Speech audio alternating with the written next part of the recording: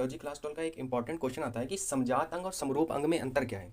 तो बोलते हैं समजात अंग और समरूप अंग मतलब क्या है। देखिए, समजात अंग और समरूप अंग में सिर्फ एक पॉइंट आपको याद करना है और बाकी ये अपने आप क्लियर हो जाएगा। जैसे कि समजात, समजात का मतलब क्या है, उत्पत्ति समान लेकिन कार्य भिन्न। समजात अंग में क्या रखेंगे कि उत्पत्ति क्या हुई है, समान हुई है, लेकिन कार्य क्या है, सबका भिन्न भिन्न है। और समरूप अंग में क्या याद रखना है कि कार्य समान है लेकिन उत्पत्ति क्या है, आपकी भिन्न है। आइए इसको समझते हैं एग्जाम्पल की मदद से। देखिए, लिखा है समजात अंग और लिखा है उत्पत्ति समान परंतु कार्य क्या है, भिन्न भिन्न है। जैसे मनुष्य का हाथ, पक्षियों के पंख, मछली के पंख, मेढक के हाथ। क्या लिखा है, उत्पत्ति समान। तो मनुष्य के हाथ को देखिए, पक्षियों के पंख को देखिए, मछली के पंख को देखिए और मेढक के हाथों को देखिए, सबकी उत्पत्ति एक जैसी हुई है। देखिए, मनुष्य के हाथ में भी क्या मिलेगा, humerus, radius, ulna, metacarpal, carpal और फ्लेंजिस मिलेगा। पक्षियों के पंख में देखेंगे तो उसमें भी मिलेगा humerus, radius, ulna, metacarpal, carpal और फ्लेंजिस। मछली के पंख में भी यही मिलेगा और मेढक के हाथ में भी यही चीजें आपको मिलेंगी, humerus, radius, ulna, metacarpal, carpal और फ्लेंजिस। तो इन सबके हाथों में क्या है, हड्डियां एक ही जैसी हैं, लेकिन मनुष्य का हाथ किसी दूसरे काम में आता है। पक्षियों के जो पंख होते हैं वो उड़ने के काम में आते हैं, मछलियों के जो पंख होते हैं वो तैरने के काम में आते हैं, मेंढक के जो हाथ होते हैं वो कूदने के काम में आते हैं। तो वही तो मैंने लिख रखा है कि समजात अंग का मतलब क्या है, उत्पत्ति तो एक जैसी है लेकिन कार्य सबका क्या है, अलग अलग है कि नहीं। इसी को कहते हैं समजात अंग।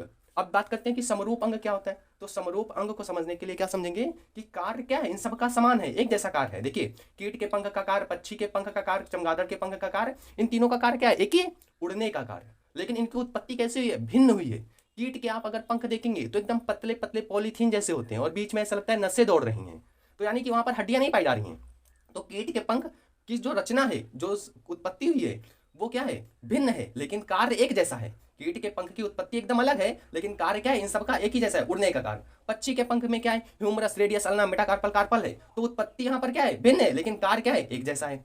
चमगादड़ के पंख का कार्य क्या है, उड़ने का ही है, लेकिन उत्पत्ति की बात करेंगे तो भिन्न है। चमगादड़ के अगर आपने पंख देखे होंगे तो एक्चुअल में वो पंख नहीं, वो उसकी त्वचा ही होती है जो आगे जाकर क्या होगी, इलोंगेट हो गई है और वो अब क्या बन गए, पंख बन गए। तो उत्पत्ति यहाँ पर इन सबकी क्या है, भिन्न है लेकिन कार्य एक जैसा है। तो समजात अंग और समरूप अंग के बीच में एक छोटा सा डिफरेंस है, ये आपको क्लियर हुआ होगा।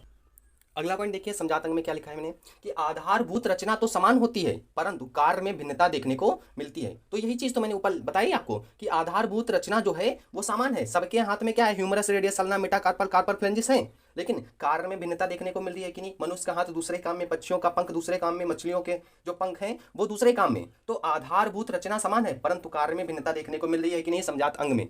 समरूप अंग की बात करेंगे तो आधारभूत रचना भिन्न होती है, यानी कि इन सबकी जो बनावट है वो अलग अलग तरीके से है परंतु कार्य समान होता है। तो समजात अंग और समरूप अंग में दो पॉइंट आपको अच्छे से याद हो गए, लेकिन एक पॉइंट है जहां से क्वेश्चन पूछ लेता है घुमाकर, उस पॉइंट को हम थर्ड पॉइंट में डिस्कस करेंगे। तो आइए देखते हैं कि तीसरा पॉइंट क्या है समजात अंग और समरूप अंग का। बहुत इंपॉर्टेंट पॉइंट है तीसरा पॉइंट। देखिए, अब देखिए समजात अंग का तीसरा उदाहरण, तीसरा पॉइंट। तो समजात अंग के बारे में मैंने बताया था कि उत्पत्ति समान है और कार्य भिन्न है, इस चीज को आप बिल्कुल नहीं भूलेंगे। और समरूप अंग में कार्य समान है, उत्पत्ति भिन्न है, इस चीज को बिल्कुल नहीं भूलेंगे। अब तीसरा पॉइंट मैंने क्या लिखा है समजात अंग में कि इसे डाइवर्जेंट इवोल्यूशन के उदाहरण में बताया जाता है।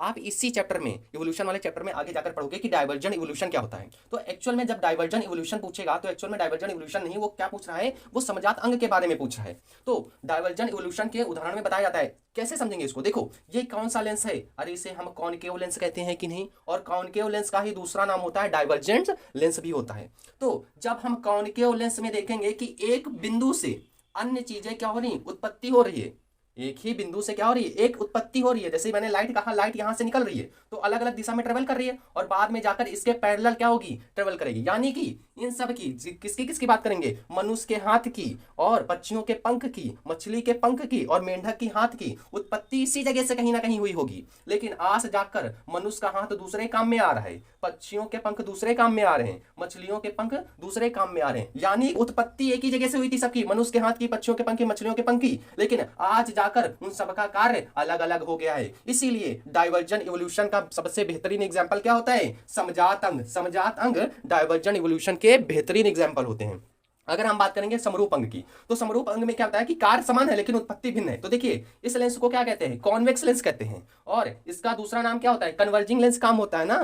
तो इस तीसरा पॉइंट क्या लिखा है, इससे कन्वर्जन इवोल्यूशन के उदाहरण के समय बताया जाता है। देखिए अगर हम बात करें कीट के पंख की और पक्षी के पंख की और चमगादड़ के पंख की, तो इन सब की उत्पत्ति अलग अलग तरीके से हुई थी, लेकिन आज जाकर क्या हो गया है, कार्य समान हो गया है कि नहीं। तो कन्वर्जिंग लेंस का जो काम होता है वो कन्वर्जन इवोल्यूशन के मदद से दिखाया जाता है। तीसरा पॉइंट आप आराम से इत्मीनान से बैठकर समझिए, अगर समझ में नहीं आया तो फिर से देखिए।